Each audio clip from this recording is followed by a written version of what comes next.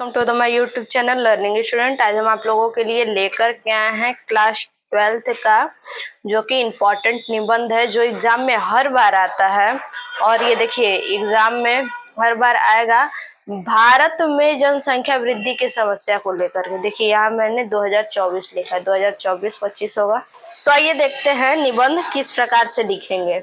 और ये निबंध बहुत ही ज्यादा इम्पोर्टेंट है, इसको आप लोग जरूर से पढ़ लीजिएगा। कुछ भी नहीं करना है, बिल्कुल आराम से अच्छे से समझ के पढ़िएगा। तो आपको याद करने की कोई जरूरत नहीं है, आप खुद से बना के लिख सकते हैं, बस सुनिएगा अच्छे से, ठीक है। देखिए सबसे पहले हम हेडिंग डालेंगे रूपरेखा। अब रूपरेखा में हम क्या क्या लिखेंगे, देखिए रूपरेखा में हम लिखेंगे सबसे पहले प्रस्तावना लिखते हैं, ठीक। प्रस्तावना के बाद क्या करेंगे, जनसंख्या वृद्धि का अर्थ दूसरे नंबर पे। तीसरे नंबर पे विश्व में जनसंख्या की स्थिति बताएंगे। चौथे नंबर पे जनसंख्या वृद्धि के कारण। उसके बाद जनसंख्या वृद्धि रोकने के उपाय। क्या है, जनसंख्या वृद्धि रोकने के उपाय। और उसके बाद है जनसंख्या वृद्धि के दुष्प्रभाव। और अगला जनसंख्या और विकास। और लास्ट हमारा क्या रहेगा, उपसंहार। किसी भी निबंध में सबसे पहले प्रस्तावना और लास्ट में उपसंहार बहुत ही ज्यादा जरूरी होता है। तो आज हम देखेंगे, ये भी है और ट्रिपल एक्स है, 8 पॉइंट है, ठीक। अब देखिए प्रस्तावना। भारत एक विकासशील देश है और यहाँ की जनसंख्या भी तेजी से विकास कर रही है। जनसंख्या में वृद्धि होती जा रही है, उसी को बोला है जनसंख्या तेजी से विकास कर रही है। जनसंख्या वृद्धि के मामले में भारत विश्व में दूसरा स्थान है। जनसंख्या वृद्धि के मामले में भारत जो है, भारत का विश्व में दूसरा स्थान है। पहले स्थान पे कौन है, चीन है। किंतु यह जनसंख्या वृद्धि ठीक नहीं है। क्या है, किंतु ये जो जनसंख्या वृद्धि है वो ठीक नहीं है, इससे भयंकर दुष्परिणाम आ रहे हैं। प्राकृतिक संसाधन और मनुष्य की असीमित आवश्यकताओं से असंतुलित का खतरा बढ़ रहा है। ये तो हमारा प्रस्तावना हो गया। अब इसके बाद क्या देखेंगे, जनसंख्या वृद्धि का अर्थ। अब देखिए जनसंख्या वृद्धि का अर्थ। जनसंख्या वृद्धि का अर्थ है किसी अंतराल में, जैसे 10 वर्षों के भीतर किसी देश या राज्य के निवासियों की संख्या में होने वाला परिवर्तन। यानी जनसंख्या वृद्धि का अर्थ क्या है, किसी समय अंतराल में, यानी 10 वर्षों के अंदर, 10 साल के अंदर क्या, किसी देश या राज्य के निवासियों की जनसंख्या में परिवर्तन होना। संख्या में होने वाले परिवर्तन, 10 साल के भीतर जनसंख्या में परिवर्तन हो, कम बेसी जनसंख्या हो, उसी को बोला है परिवर्तन।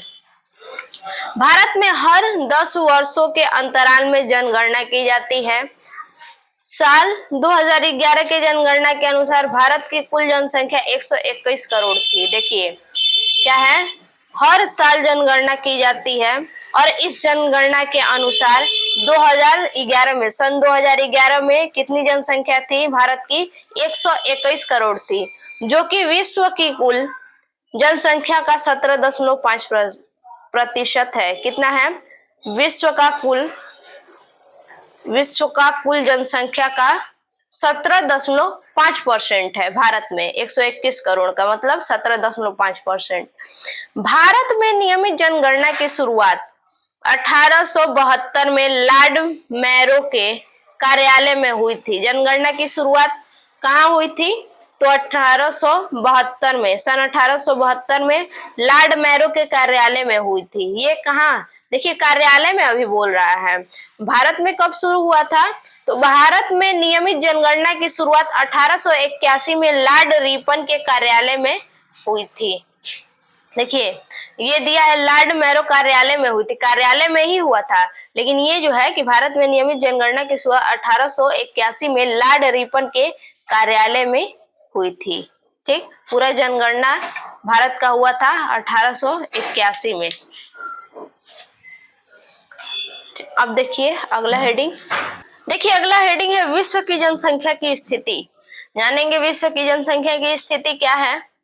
20वीं शताब्दी के मध्य में संयुक्त राष्ट्र की स्थापना के बाद दुनिया की आबादी लगभग 2.5 अरब थी। देखिए, संयुक्त राष्ट्र की जब स्थापना हुई तो पूरे दुनिया की यानी पूरे विश्व की आबादी कितनी थी? लगभग 2.5 अरब थी। तब से विश्व की जनसंख्या के आकार में 3 गुना से भी ज्यादा वृद्धि हुई है। देखिए क्या कह रहा है कि संयुक्त राष्ट्र की स्थापना जब हुई थी तो 2.5 अरब पूरे विश्व का जनसंख्या था, लेकिन तब से अब तक विश्व की जो जनसंख्या 3 गुना बढ़ गई है। 2.5 से 3 गुना अधिक वृद्धि कर गई है जनसंख्या। देखिए, जो 2021 में लगभग 7.7 अरब हो गई है। 2021 में कितना हो गया है? 3 गुना सीधे बढ़ गया है। 2.5 था जब ये राष्ट्र का स्थापना हुआ, लेकिन 2021 में जनगणना के अनुसार कितना था? 7.5 अरब हो गई है। इतना ही नहीं, अगले 30 वर्षों में दुनिया की जनसंख्या में 2 अरब लोगों की वृद्धि होने की उम्मीद है। देखिए क्या कह रहा है कि इतना ही नहीं बल्कि दुनिया की जनसंख्या में 2 अरब लोगों की वृद्धि होगी, यानी 30 वर्ष बाद। 30 वर्ष बाद क्या होगा? 2 अरब लोगों की वृद्धि और हो जाएगी, 2 अरब लोग और बढ़ जाएंगे, जो वर्तमान में 7.7 अरब से बढ़कर 2050 में 8 अरब तक पहुंच जाएगी। देखिए 2050 में कितना पहुंच जाएगा? आज का वर्तमान का जनसंख्या क्या है? 7.7 अरब है, और वही बढ़कर 2050 में कितना हो जाएगा? 9.7 अरब हो जाएगी। देखिए उस समय क्या था? 2.5 पूरी दुनिया की, लेकिन 50 तक जाते जाते 9.7 अरब हो जाएगी। यानी पृथ्वी पे रहने के लिए लोगों को जगह नहीं मिलेगा। पेड़ पौधे काटेंगे और क्या करेंगे? ऐसे ही तो जीवन बिताएंगे। पेड़ पौधे काटेंगे, अपना घर बनाएंगे, हरियाली खत्म होगा, ऐसे ही लोगों को दिक्कतें होती रहेंगी। देखिए इस साल जनसंख्या 8 अरब तक पहुंच जाएगी, जो कि एक चौंकाने वाली स्थिति है। देखिए अगला हेडिंग हमारा क्या है? जनसंख्या वृद्धि के कारण। अब इसमें देखेंगे कारण कौन कौन से कारण हो सकते हैं। बहुत सारे कारण हो सकती है, मृत्यु दर, वृद्धि वंश, कुछ भी कारण हो सकता है, बेरोजगारी, कुछ भी कारण हो सकता है। देखिए जागरूकता में कमी, पहला कारण क्या है? जनसंख्या की वृद्धि का कारण पहला क्या है? जागरूकता में कमी, यानी जो लोग हैं वो जागरूक नहीं है, पूरी तरह से जागरूक नहीं है। देखिए लोगों में इस बात की जागरूकता में कमी है कि जनसंख्या वृद्धि के क्या क्या दुष्परिणाम हो सकते हैं। ये हमारा जागरूकता में कमी हो गया कि क्या है? लोग पूरी तरह से जागरूक नहीं है, जागरूकता में कमी है उनकी कि जनसंख्या वृद्धि के क्या क्या दुष्परिणाम हो सकते हैं। अब अगला हमारा है, देखिए अगला क्या है? अशिक्षा। अशिक्षा किस प्रकार से? इसमें देखिए भारत की साक्षरता दर 73% है। देखिए भारत की साक्षरता दर कितना है? 73%। इसमें भी पुरुष साक्षरता 80%, जबकि महिला साक्षरता 64% है। यह आंकड़े दर्शाते हैं कि भारत में अभी भी अशिक्षा व्याप्त है। देखिए ये जो लोग शिक्षित नहीं है उसका दर बता रहा है। कितने लोग शिक्षित नहीं है? 73% शिक्षित नहीं है, जिसमें से 80% पुरुष है और 64% महिला है। यह आंकड़े दर्शाते हैं कि भारत में अभी भी शिक्षा व्याप्त है। कई ग्रामीण इलाके ऐसे हैं जहां लोगों के पास शिक्षा का कोई स्रोत नहीं है। देखिए कई इलाके मतलब कई ऐसे गांव हैं, इलाके हैं जहां दूर दूर तक शिक्षा का कोई भी उपाय नहीं है, शिक्षा ग्रहण करने का कोई भी उपाय नहीं है। दूर दूर तक कोई स्कूल नहीं है, कोचिंग नहीं है। ऐसा सब बहुत सारे गांव में आपको देखने के लिए मिलेगा। ये तो हो गया हमारा दूसरा, अशिक्षा जनसंख्या के वृद्धि के कारण में। देखिए अगला हमारा है गरीबी। किस प्रकार से? गरीबी भी जनसंख्या वृद्धि के कारणों में से एक है। एक गरीब अशिक्षित व्यक्ति की मानसिकता होती है। देखिए लोग गरीब नहीं होते हैं, अपने मन से गरीब होते हैं, क्योंकि मन में बैठा लेते हैं क्या कि गरीब है, तो जाहिर सी बात है मन में बैठाएंगे तो गरीब होंगे ही होंगे। वही कह रहा है कि एक गरीब अशिक्षित व्यक्ति की मानसिकता होती है। जो लोग शिक्षित नहीं होते हैं, अशिक्षित होते हैं, जिन्हें शिक्षा नहीं प्राप्त होता है, उनके मानसिक में क्या होता है कि वो गरीब हैं। उनके दिमाग में होता है लोग गरीब पैसे के बिना होते हैं, ऐसा कुछ भी नहीं है। केवल अपना पेट भरना, 2 वक्त की रोटी का गुजारा करना। गरीब भिखारी इसलिए ज्यादा बच्चे पैदा करते हैं ताकि उनसे भीख मंगवा सके और अपना पेट भर सके। देखिए रीजन दिखा दिया कि एक गरीब अशिक्षित व्यक्ति की मानसिकता होती है, ठीक है, मानसिकता तो होती है कि वो गरीब है, लेकिन क्या केवल क्या वो चाहते हैं कि उतना ही वो कमा सके जितने से उनका 2 वक्त का रोटी मिल सके, 2 वक्त की रोटी मिल सके और गुजारा हो सके, पेट भर सके 2 वक्त की रोटी से। गरीब भिखारी के देखते होंगे आप, अधिकतर ज्यादा बच्चे होते हैं। क्यों ज्यादा बच्चे होते हैं? इसलिए वो ज्यादा बच्चे पैदा करते हैं ताकि उनसे भीख मंगवा सके और अपना पेट भर सके, अपने स्वार्थ में, केवल अपने स्वार्थ में ऐसा करते हैं। आगे वंश वृद्धि।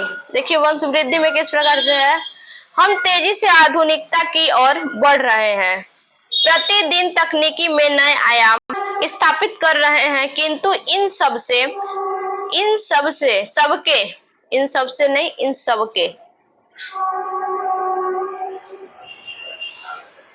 सबके बावजूद कुछ मानसिकताएं ऐसी हैं जो आज भी 50 साल पुरानी है।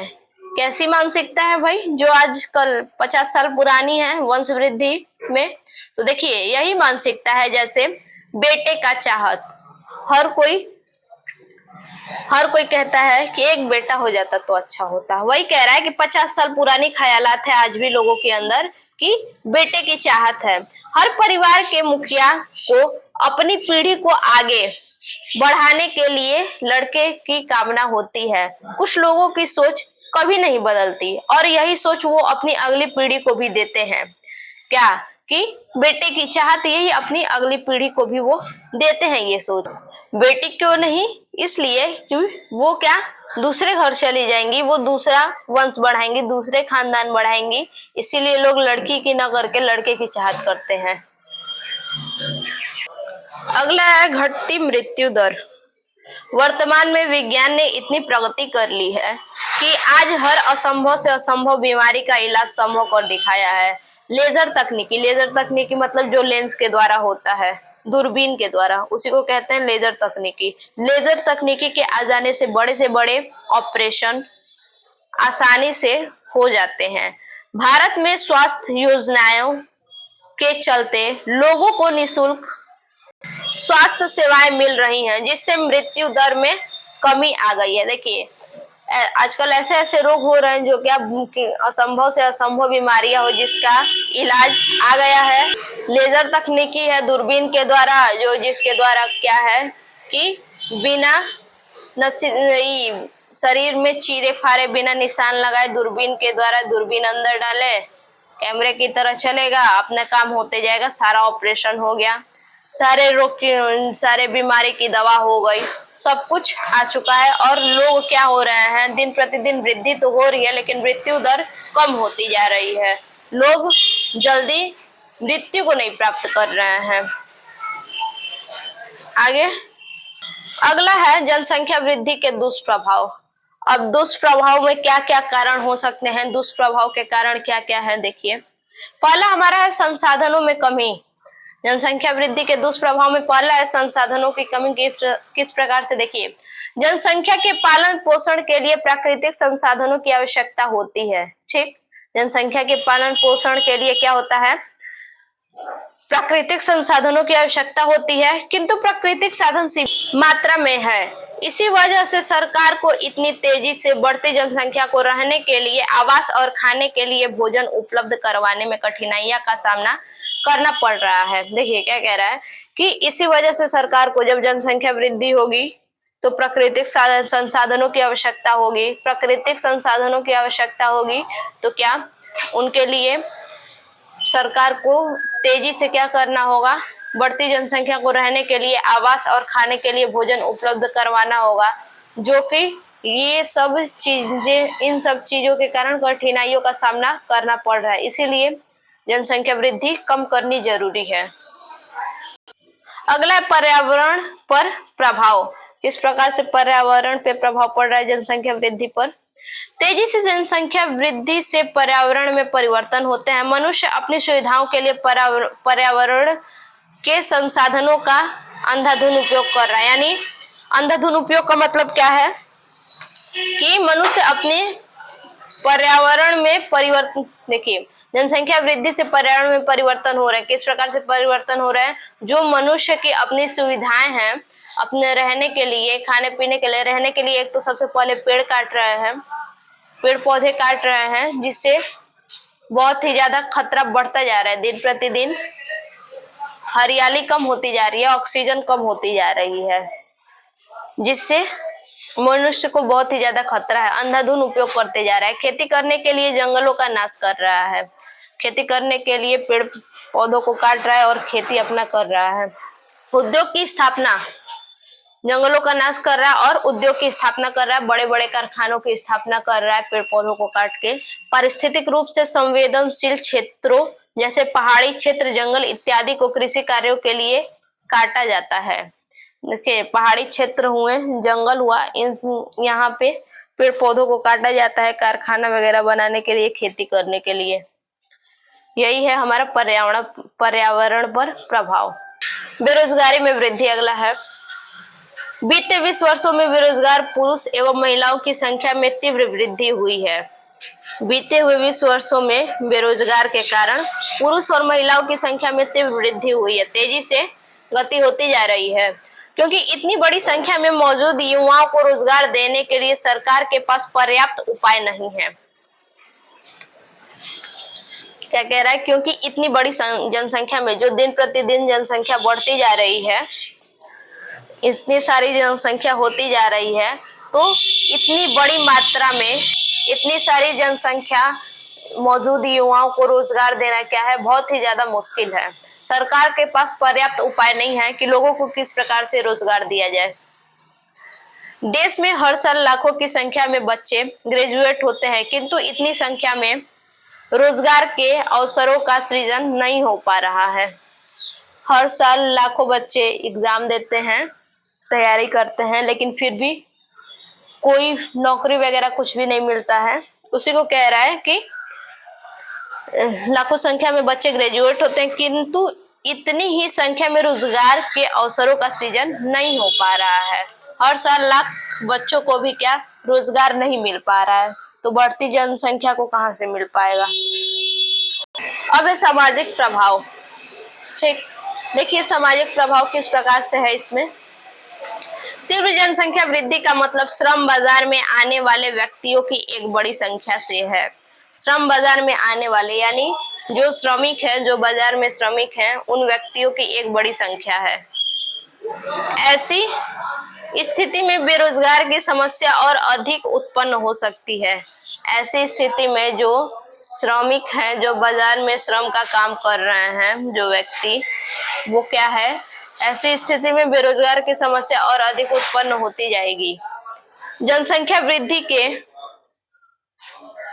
के कारण शिक्षा, आवास और चिकित्सा सहायता जैसे बुनियादी सुविधाओं पर और अधिक बोझ उत्पन्न होता जा रहा है। ये क्या कह रहा है कि जनसंख्या वृद्धि के कारण, जो जनसंख्या वृद्धि है उसके कारण शिक्षा, आवास यानी घर और चिकित्सा सहायता जैसी बुनियादी सुविधाओं पर और अधिक बोझ बनता जा रहा है। किस प्रकार से बोझ हो रहा है? देखिए आवास है, जल्दी किसी को मिलेगा नहीं। शिक्षा है, गरीब बच्चे हैं, गरीब के बच्चे हैं, वो बच्चों को पढ़ा नहीं पाएंगे। आवास है, उन्हें जल्दी मिल नहीं पाएगा, रोड पे इधर उधर रहेंगे। और चिकित्सा है, इतने उनके पास पैसे नहीं होंगे जो कि जाएंगे वो डॉक्टरों के पास। तो इसीलिए सामाजिक प्रभाव का अर्थ है जनसंख्या वृद्धि से कि जनसंख्या वृद्धि कम की जाए। अब देखेंगे जनसंख्या वृद्धि रोकने के उपाय कौन कौन से हो सकते हैं। देखिए पहला उपाय क्या है? जागरूकता। किस प्रकार से जागरूकता है?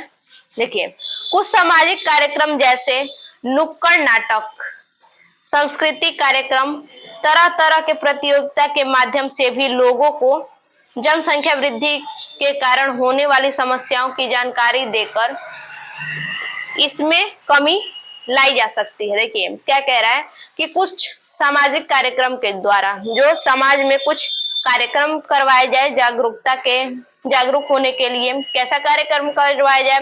नुक्कड़ नाटक करवाया जाए, सांस्कृतिक कार्यक्रम करवाया जाए और तरह तरह के प्रतियोगिताओं के माध्यम से भी लोगों को जनसंख्या वृद्धि के कारण होने वाली समस्याओं की जानकारी दी जाए कि जनसंख्या वृद्धि से क्या क्या दिक्कतें हो सकती हैं। तो ये जागरूकता है। अब दूसरा क्या है, देखिए दूसरा है परिवार नियोजन कार्यक्रम। ये किस प्रकार से है, यह जनसंख्या वृद्धि के नियंत्रण एवं निवारण के लिए, क्या जनसंख्या वृद्धि के नियंत्रण के लिए और जनसंख्या वृद्धि के निवारण के लिए आवश्यक है। क्या आवश्यक है, परिवार नियोजन कार्यक्रम।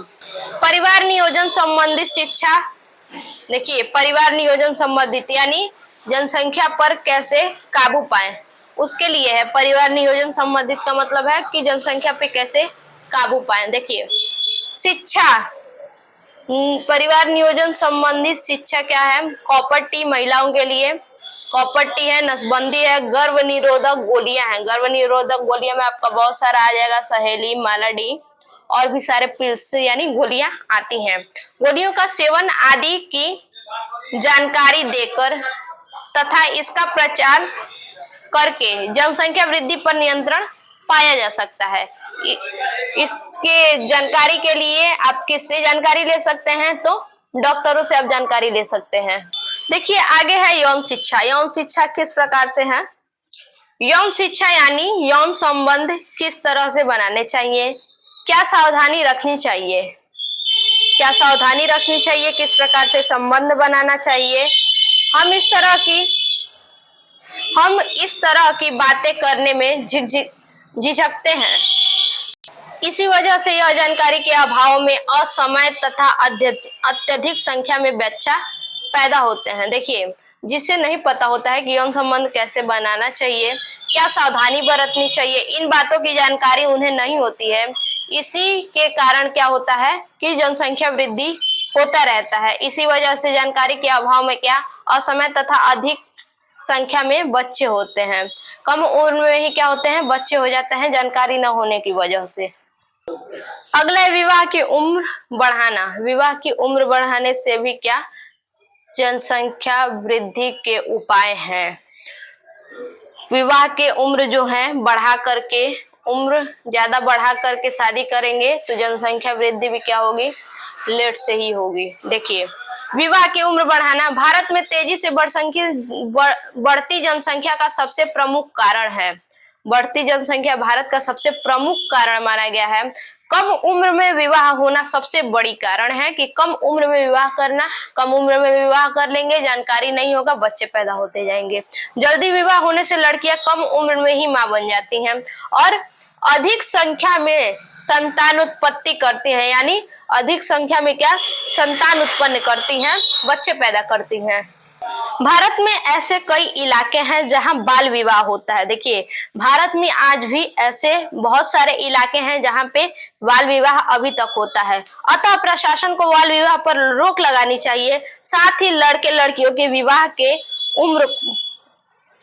उम्र में वृद्धि करनी चाहिए। यह है विवाह की उम्र बढ़ाना। आगे देखिए अगला है जनसंख्या और विकास। ये किस प्रकार से है, जनसंख्या और स्वास्थ्य किसी भी राष्ट्र की विकास प्रक्रिया की जड़ होती है। देखिए जनसंख्या और स्वास्थ्य क्या होता है, किसी भी राष्ट्र की विकास प्रक्रिया की जड़ होती है। परिवार नियोजन के लाभ केवल जनसंख्या स्थितीकरण तक सीमित नहीं है। परिवार नियोजन है जो परिवार पर नियोजन करना, यानी परिवार नियोजन पर कंट्रोल करना, जनसंख्या वृद्धि पर कंट्रोल करना, वो क्या है जनसंख्या स्थितीकरण तक सीमित नहीं है, बल्कि इनका महिलाओं, परिवारों और समुदाय के लिए अच्छा स्वास्थ्य सुनिश्चित करने में प्रमुख योगदान है।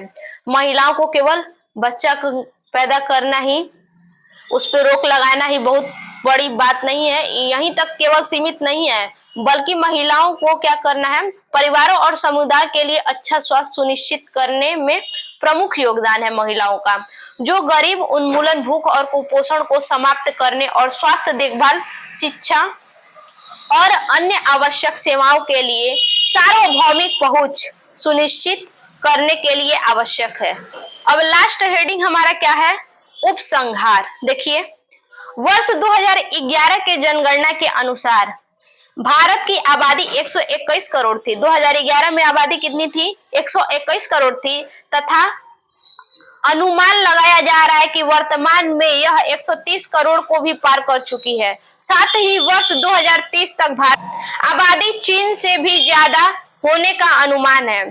चीन क्या है जनसंख्या वृद्धि में पहले नंबर पे है और भारत क्या है दूसरे नंबर पे है। वही कह रहा है कि भारत की आबादी चीन से भी ज्यादा होने का अनुमान है 2030 तक। भारत के समक्ष तेजी से बढ़ती जनसंख्या एक बड़ी चुनौती है। क्या है? भारत के समक्ष जो बढ़ती हुई जनसंख्या है बहुत बड़ी ही चुनौती है, क्योंकि जनसंख्या के अनुपात में संसाधनों की वृद्धि सीमित है। क्या? जनसंख्या के अनुपात में संसाधनों की वृद्धि क्या है? सीमित है। संसाधन क्या है? सीमित, एक सीमित तक है। हालांकि जनसंख्या वृद्धि के कई चुनौतियों को जन्म दिया है। जनसंख्या वृद्धि के कई चुनौतियों को संसाधन जन्म दिया है, किंतु उनके नियंत्रण के लिए कानूनी तरीका एक उपयुक्त कदम माना जा सकता है। भारत की स्थिति चीन से अलग है। क्या है? भारत की स्थिति जो है चीन से अलग है। चीन के विपरीत भारत एक लोकतांत्रिक देश है। चीन क्या है? लोकतांत्रिक देश नहीं है। वही क्या है? भारत हमारा उसके विपरीत एक लोकतांत्रिक देश है, जहां हर किसी को अपने व्यक्तिगत जीवन के विषय में निर्णय लेने का अधिकार है। और वही चीन में क्या है? ऐसा कुछ भी नहीं है। लोग अपने व्यक्तिगत जीवन के विषय में निर्णय खुद से नहीं ले पाते हैं। और हमारे भारत में जो है कि जीवन का निर्णय लेने के विषय में खुद का अधिकार है कि हम क्या करेंगे क्या नहीं करेंगे, हम खुद डिसाइड करेंगे। भारत में कानून का सहारा लेने के बजाय जागरूकता अभियान शिक्षा के स्तर को बढ़ाकर तथा गरीबी को समाप्त करने, देखिए क्या कह रहा है कि भारत में क्या गरीबी का सहारा लेने के बजाय भारत में कानून का सहारा लेने के बजाय जागरूकता अभियान शिक्षा के स्तर को बढ़ाकर तथा गरीबी को समाप्त करने जैसे उपाय करके जनसंख्या नियंत्रण के लिए प्रयास करने चाहिए। यानी जनसंख्या वृद्धि में कानून का सहारा न लेकर के जागरूकता अभियान हमें चलाना चाहिए। क्या? शिक्षा के स्तर को बढ़ाकर, क्या हर बच्चे को, हर लोगों को शिक्षा मिले और गरीबी को समाप्त करने की उनमें हिम्मत आए। गरीबी समाप्त करने जैसे उपाय करके, यानी गरीबी को वो समाप्त कर सके शिक्षा प्राप्त करके, और जनसंख्या नियंत्रण के लिए भी प्रयास करने चाहिए।